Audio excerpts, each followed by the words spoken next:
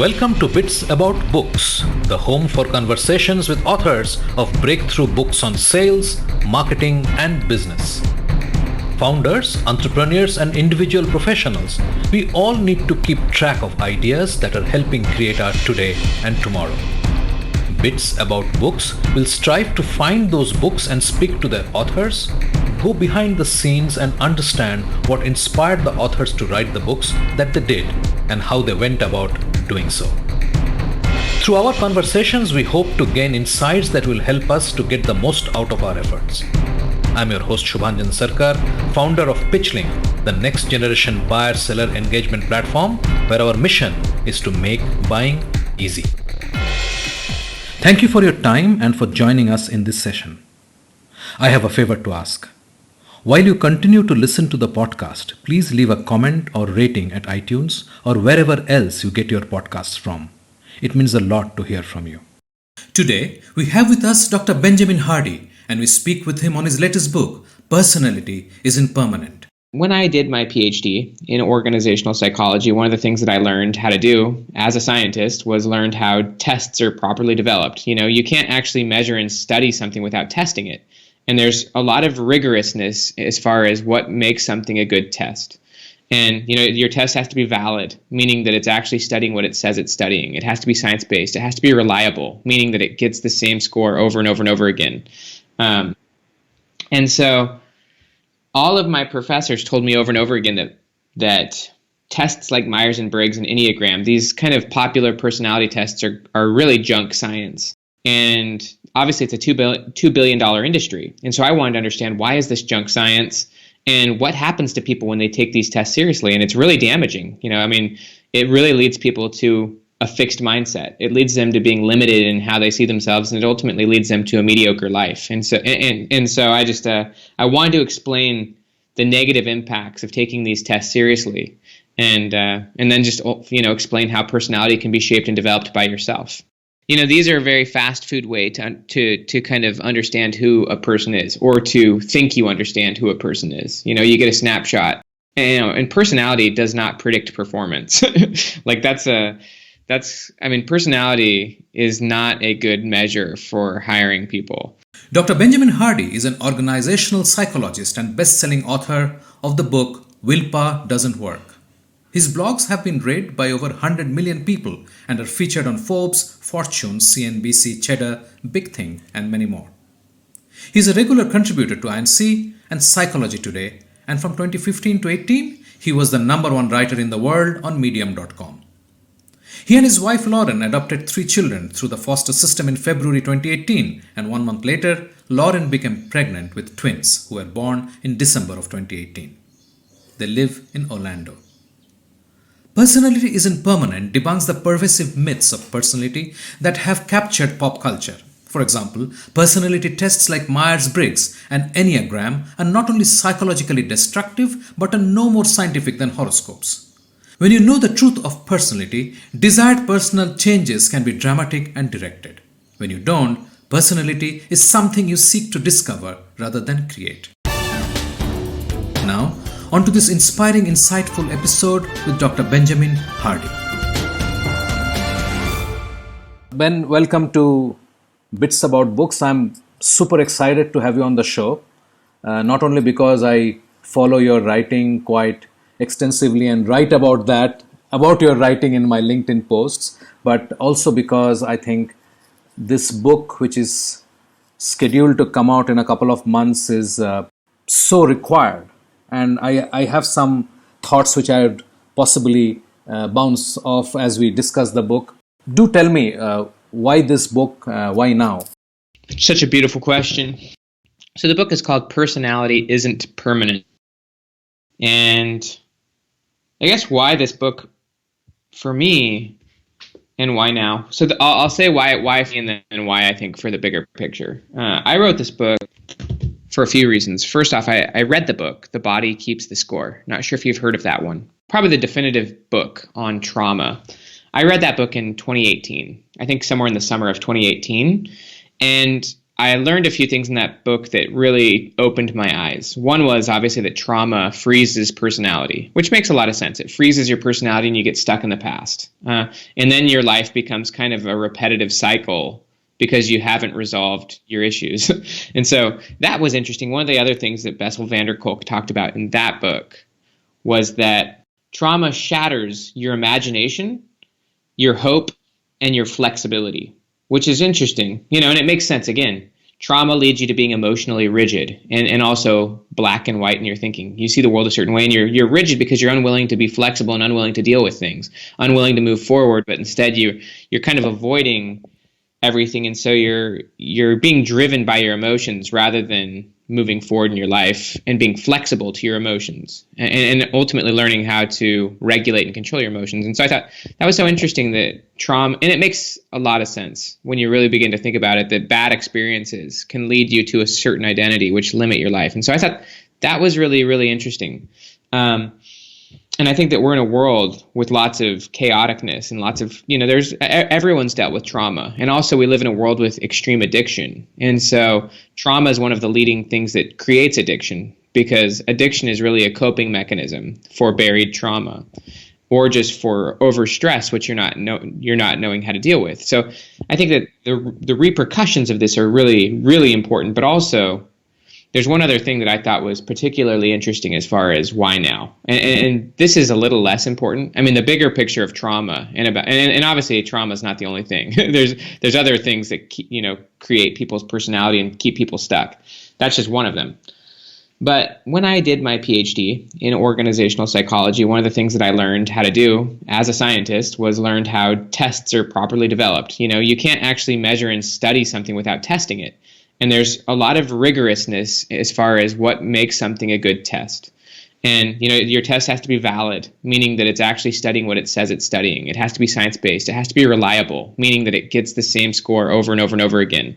And so all of my professors told me over and over again that tests like Myers-Briggs and Enneagram, these kind of popular personality tests are really junk science.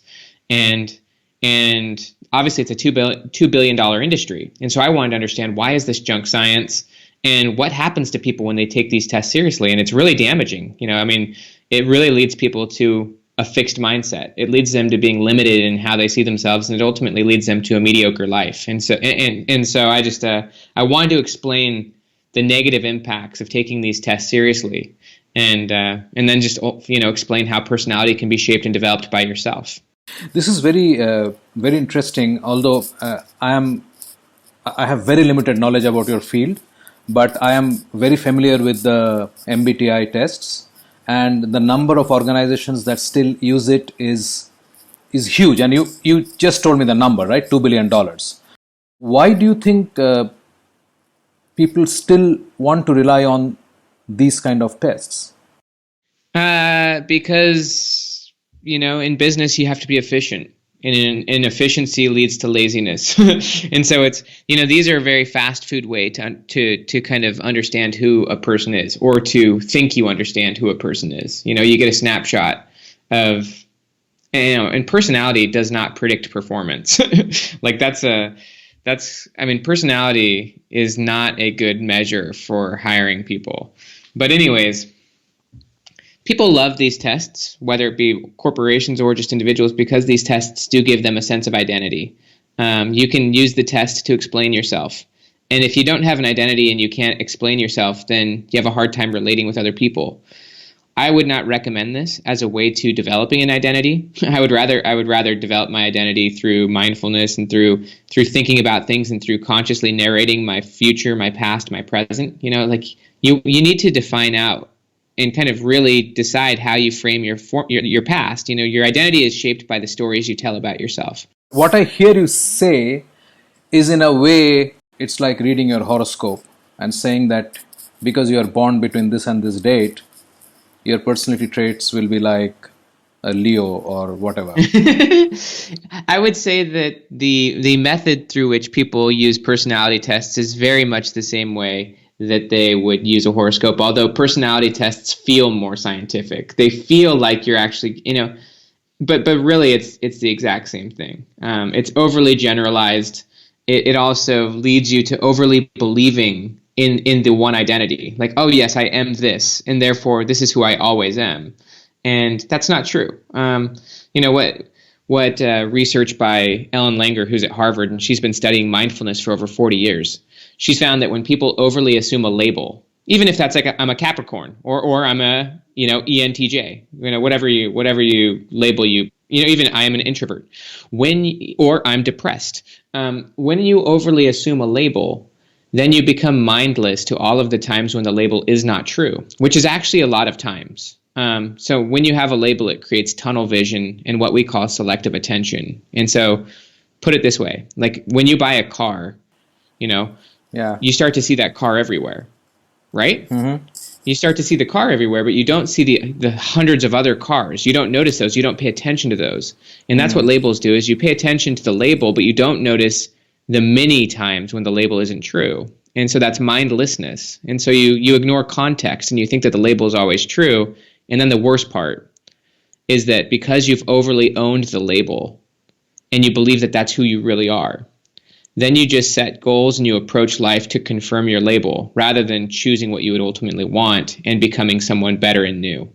We would like to define ourselves, and our need to define ourselves and finding some simple matrices through which, or frameworks or lens or whatever you call it, look at it and say, this is what I am, and so thereby this is what I can do. And that's it's a very limiting approach to life. It's called a fixed mindset in psychology. And it's just inaccurate. It's very inaccurate. First off, it's narrow-minded because you assume that how you describe yourself is how you always act, which actually isn't true. For example, someone who thinks that they're introverted in many cases actually act extroverted. For example, you may define yourself as an introvert, but right now you're talking to me, which is a very extroverted activity. I'm not saying you call yourself. But what I'm saying is it leads you to assuming that you're always one way, when actually, if you had data on yourself, your behaviors would be all over the place. But you only see through your tunnel vision. So that's one problem. But also, the fact of the matter is that there's a lot of research on this now. So longitudinal research is basically the study of like one thing over a long enough period of time. And so like there's been research now where people took personality tests literally 70 years ago.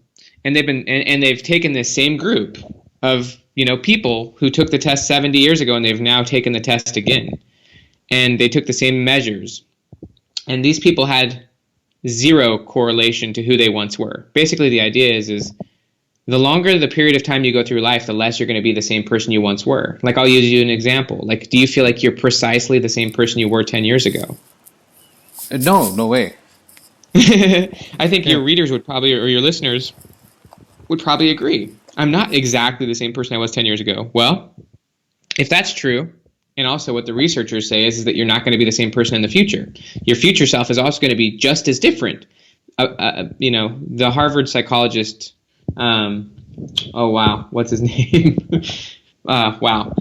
Totally slipped my mind right now. But anyways, he has a TED Talk called The Psychology of Your Future Self. And he basically talks about how your future self is going to be just as different as you are to your former self. The problem is that people overvalue their current self, and so they don't think that they're going to change as much.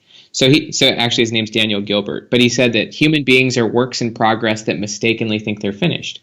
And so if you overly own your current identity and overly think that your current view of reality is accurate. For example, you don't see the world the same way you did it 5 years ago. True. The world's changed and you've changed. You're matured. You see things differently. Your future self is going to see things differently. But if you think that the way you see the world right now is perfect and accurate, and that you know exactly who you are, you're going to limit and be inflexible to what you could become. That actually brings up a sort of associated but a bigger malice, I think, is that we with that kind of mindset are bringing up children, right? Oh my goodness, this is so key in leadership and with children. Yeah, it's so easy to put your kids into a box and to be mindless of their growth and potential. Well, the big challenge is this. You see the world not as it is, but as you are. You see your children not as they are, but as you are. You see them through your own lens. And so it can be really easy to start to view your kids a certain way. Like, for example, I have 5 kids, you know, Right. and we adopted 3 of our kids. But our oldest one, you know, just as an example, he can often try to get himself out of doing work. Like, that's just maybe a habit he has. And it would be easy for me to assume that that's always the case. If I'm and sometimes my wife corrects me because I'm like, oh, Caleb, you're always trying to get out of work. And my wife will be like, Ben, that's actually not true. If you think about what he did yesterday or even this morning, he was very focused. And I'm like, you know what? You're 100% right. Like, you know, you're 100% right. You don't always do that. In fact, you've made enormous progress, and actually you're quite focused a lot of the time. And so, but without that feedback, I can just view him one way and ignore all of the times when that's not true. And then I project onto him that view, and then he starts to see himself that way. Yes. Rather than supporting his growth, and rather than helping him see that he's making huge progress, I keep forcing him to be his weakness. So coming back to the book, how do you decide to structure it? What a task. There probably were 50 different versions of the table of contents.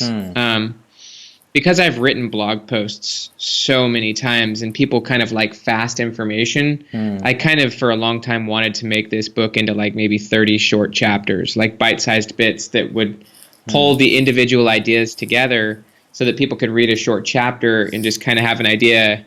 But it just wasn't really working for me that way. Because I wanted to have really rich and long and deep narratives and stories and really kind of pull a lot of things together. And so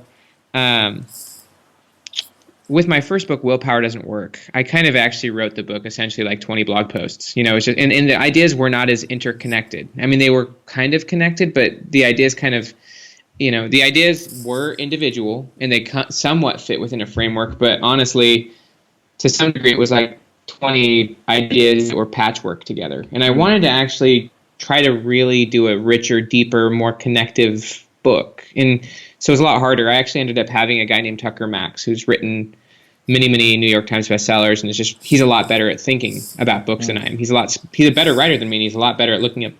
I had him help me edit this. Okay. He edited the book. Independent of my editor at my publisher, you know, which is Penguin Random House. I mean, I had that editor as well, but I also hired Tucker to help me beyond that. And ultimately, I just came to the conclusion that I wanted to just focus on longer chapters, you know, and, you know, bigger, you know, really complete ideas, like finished, you know, I mean, obviously none of it can ever be complete, but I wanted to give the ideas more justice and give them more time to kind of, you know, marinate the reader through longer narratives, longer stories that kind of can provide a picture, you know, rather than just trying to speed my way through the ideas. I wanted to take the ideas deeper. And so ultimately what it ended up becoming, and it ended up taking a lot longer to write because of this format, was I think like 6 really long chapters. So basically the first chapter ends up being all about kind of debunking the common ways of looking at personality. And it's supposed to be kind of controversial, you know, just like saying this is how most people view it and this is why it's wrong. The second chapter ends up being this long narrative about how personality really works and how identity really works and about how you can be proactive about those things. And then there's 4 chapters kind of breaking down the individual parts: trauma, story, subconscious, and environment. And so I just wanted it to be kind of more of a, I wouldn't say a textbook because that's not really what it is, but I just wanted it to be a thicker write, but at the same time useful. You know, I wanted it to be thick, not thin, but I also wanted it to be useful. And so that's why I went the approach I did, and it was incredibly difficult. I actually had to push the publication date back 2 times. Obviously, this is a subject you know very deeply about. You have been writing about it, as you said. You have been blogging, and lot of content that I have read in your blogs can directly sort of fit into any of these chapters or silos, whatever you call it. Did you decide on the structure and then actually went about writing it, or you already had some material which you sort of apportioned into a flow and then said, okay, this has to be a separate complete chapter because it has to make this point? There were certain ideas and concepts that I knew had to be in there, but ultimately, basically there were a few things I knew had to be in there, and I was trying to figure out how to fit them together, but the writing didn't really start effectively until I decided the structure. And that's usually how it works, with a book at least, and even with articles I've found, is that the writing is so much better when you first structured it out, even just created a few of the, like subheadings or whatnot, and then you can free flow write or bring the ideas in that make sense. And so for me, actually, the hardest part and the thing that took about a year was getting the structure right. Once I had the structure right, then I could figure out.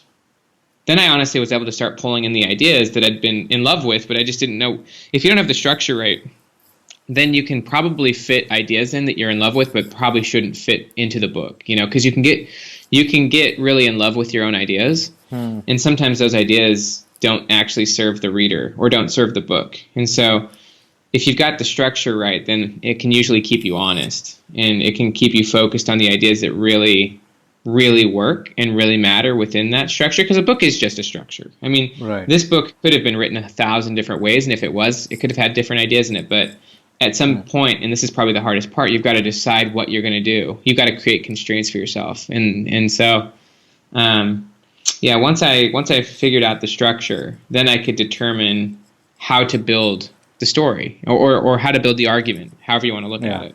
Yeah, got it. It's time for a short break. I asked Dr. Hardy where the debate between nature versus nurture fits into his premise for the book, that you can be who you choose to be and personality truly isn't permanent. We will hear his thoughts on this as we come back. Stay with us. You are listening to a Business Podcast Network original. Podcasting is the fastest growing content marketing opportunity, which is untapped.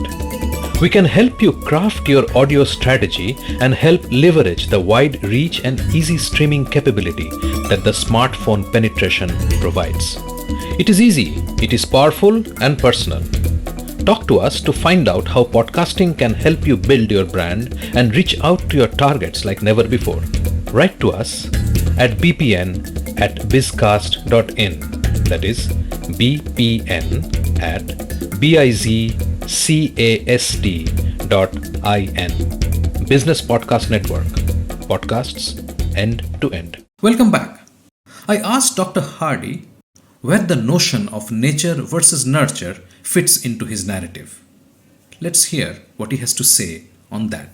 Where did the argument, or did it at all, argument between nature and nurture fit into this narrative?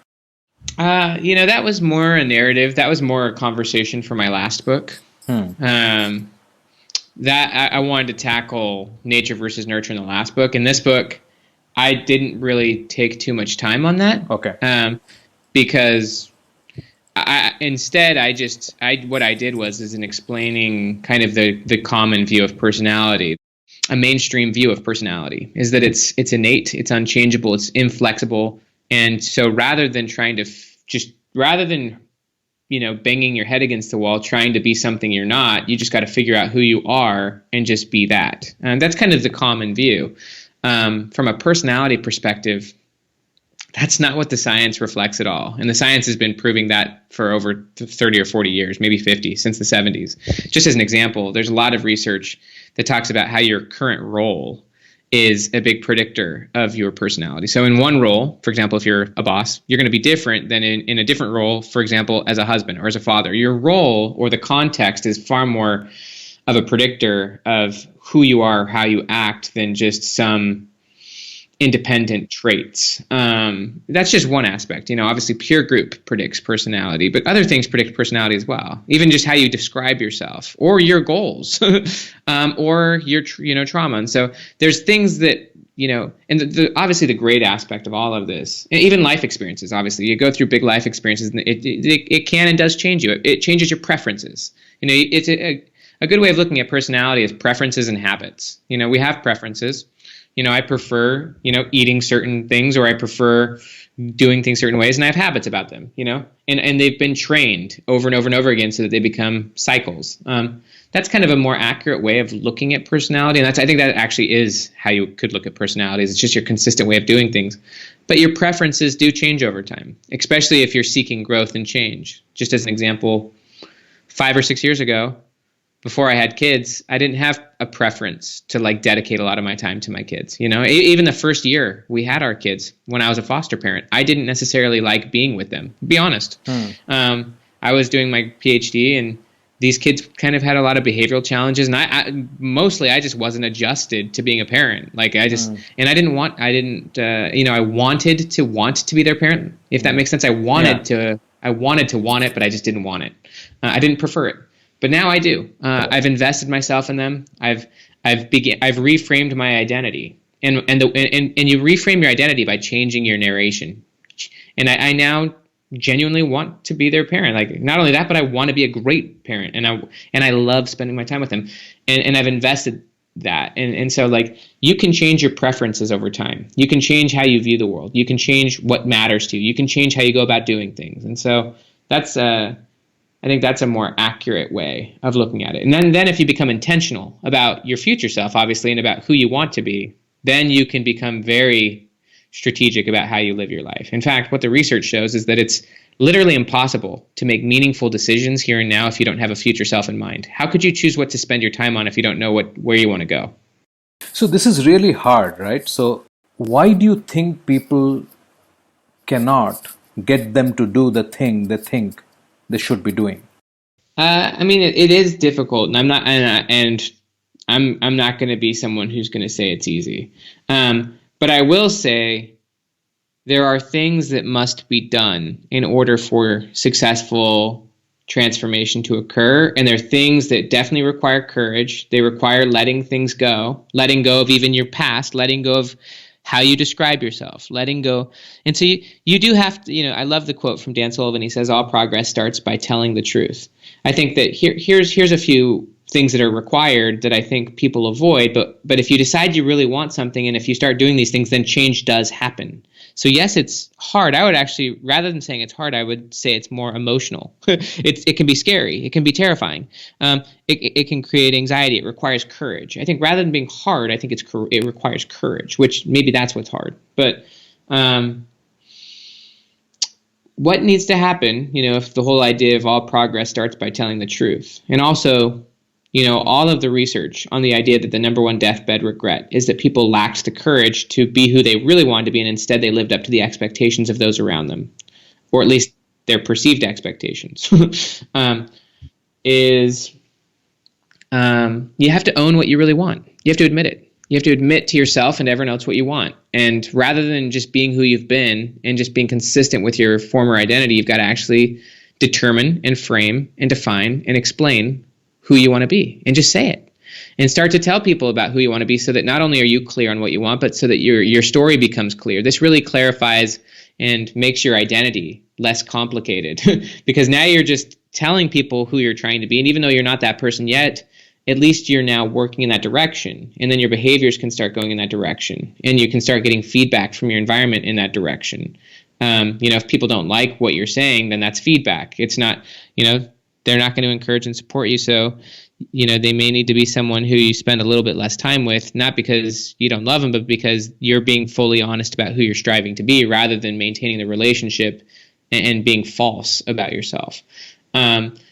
Another aspect of this, honestly, goes back to what we talked about before, which is the fixed mindset and how that's developed. A lot of us have negative experiences in life that really limit our identity. They really limit our confidence and shatter what we think we can do. And so ultimately what we end up doing is living kind of a small version of ourselves, because we're unhealed from the past, and we're still holding on to things that are crippling us. And so this requires doing some deep work. 100%, you're right, deep work. You've got to actually maybe journal out your most painful experiences and how they've limited you, and maybe about how you can re-look at them, and about how you must re-look at them.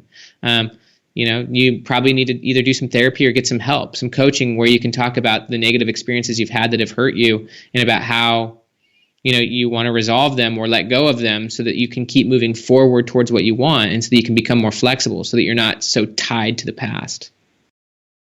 I will dig a little bit more on this. This whole notion of having New Year resolutions, right? You are looking at yourself and you're saying, these are the changes I want to make, and we will make some commitments to ourselves because we think we want to be this new person. And then typically you see that in a few weeks, the whole enthusiasm to wake up early or to go to the gym or to eat healthy sort of recedes, and you somehow go back to your original self. I'm not saying everybody, Yes. obviously. Yeah, but it's common. I Yeah. think that they say about 8% of people achieve their New Year's resolutions. Oh, really? Sounds about right. Something like that. Must be, yeah. So why do you think that happens?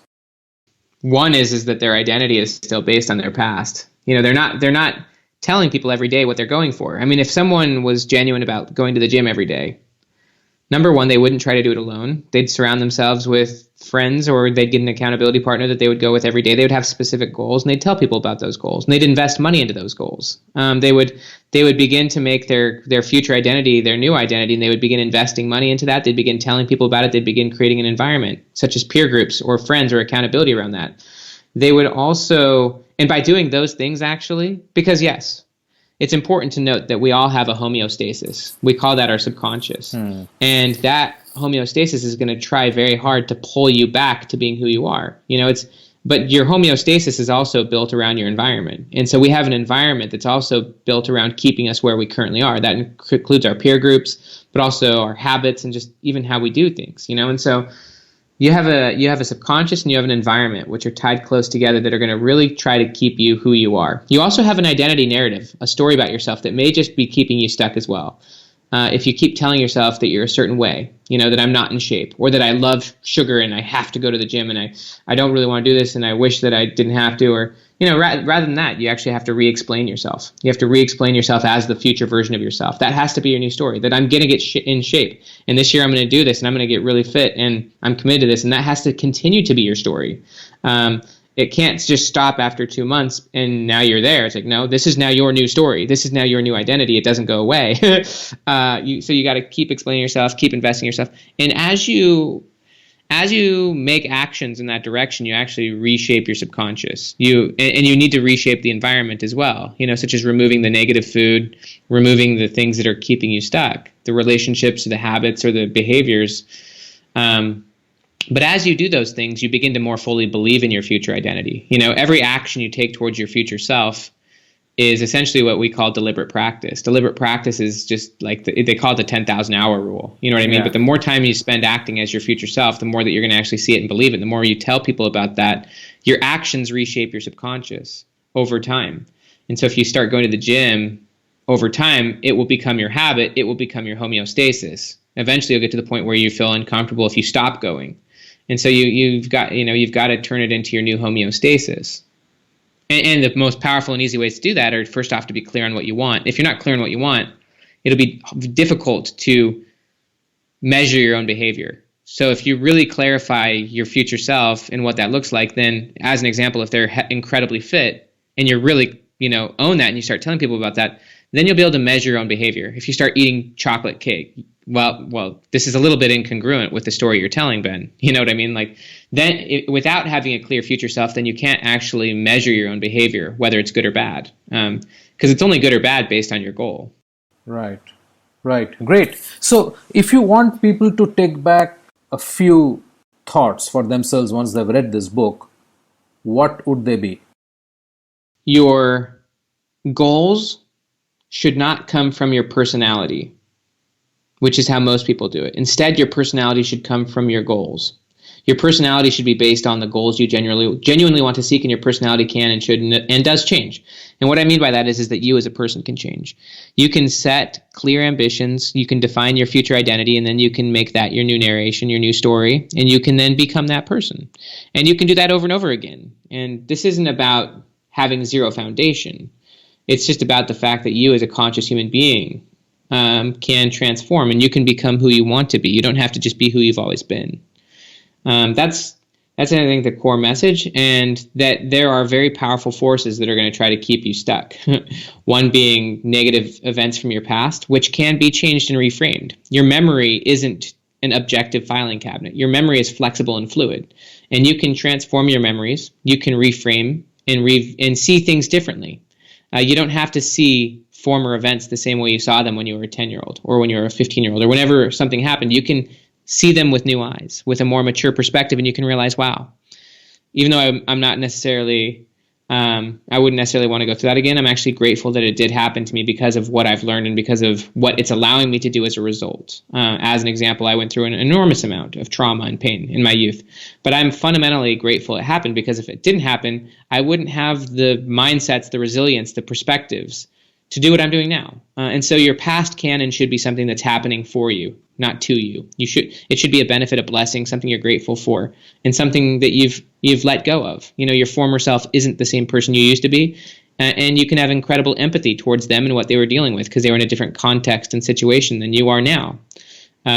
Also, you can be very forgiving and empathetic towards the other people in your life, maybe those who have hurt you, and that you can forgive them or just let it go and understand that they were dealing with what they were dealing with, and you don't need to deal with that anymore because of where you're at. But you can still forgive them and let that go. So your past is flexible, your memory is flexible, your story is flexible, and your future self is really where it matters, is to really define what you truly want. And if you do that, and if you make that your new story, and if you then commit to it and make that your way of living on a daily basis so that you're living consciously, you will transform. You'll learn so much, you'll build confidence, you'll become courageous, you'll become more flexible, and your life will really open up to what's possible to you. Bits About Books is brought to you by PitchLink, the buyer-seller engagement platform. PitchLink makes buying easy by enabling high-quality engagement between buyers and sellers through its presentation and discussion modules. Sellers create customized sales narratives using sales collaterals and personal videos, and reach out to prospects through a non-intrusive, buyer-qualified engagement. PitchLink requires no installation or download and holds the entire repository of sales collaterals and buyer-seller conversations. Talk to us to know more about how you can engage with customers without intrusion. Call us on 99021 631 32. That's a wonderful note to end this chat on. Ben, thank you so much for making time. I really appreciate, and all the very best for the book. I'm sure this will help a lot of people change their life. Thank you so much. It was a pleasure. Coming up in the next episode is an eye-opening conversation with Cash Nickerson on his book, The Samurai Listener. When I thought about listening, I did use my experience in martial arts to help me, because there were many occasions, as I realized over the years of studying martial arts, where the top people seemed to know what was going to happen next. They knew. They knew what that person was going to do. How did they know that? And they were intensely sensing that person. And so as I thought about listening and thought about martial arts, the consequences of not paying attention in martial arts, not knowing what's going to happen, is that you get hit, you get hurt. So the consequences of not listening are nothing, very little. I mean, yeah, you might have missed something, yeah, but our egos are strong enough to convince us that listening isn't all that important. I took a look at the martial arts, one, because I had an interest in it, two, because I thought this sensing really could teach us a lot about listening, and then also that why not look at something where the consequences, where people have to pay attention in a deep and profound way in order to be good at it. We have a fantastic lineup over the next couple of weeks with great conversations with Carl Gold and Juan David Campolargo, and many more. Thank you for being with us today on Bits About Books, where we talk to authors about breakthrough books on sales, marketing, and business. We hope this conversation helped inform and motivate as we all navigate a rapidly changing business environment. For us, these are enlightening conversations enriched with knowledge and expertise. We encourage you to go out and buy the book to learn firsthand and implement some of the great ideas we discussed today. We hope to have you with us again in the next exciting episode of Bits About Books.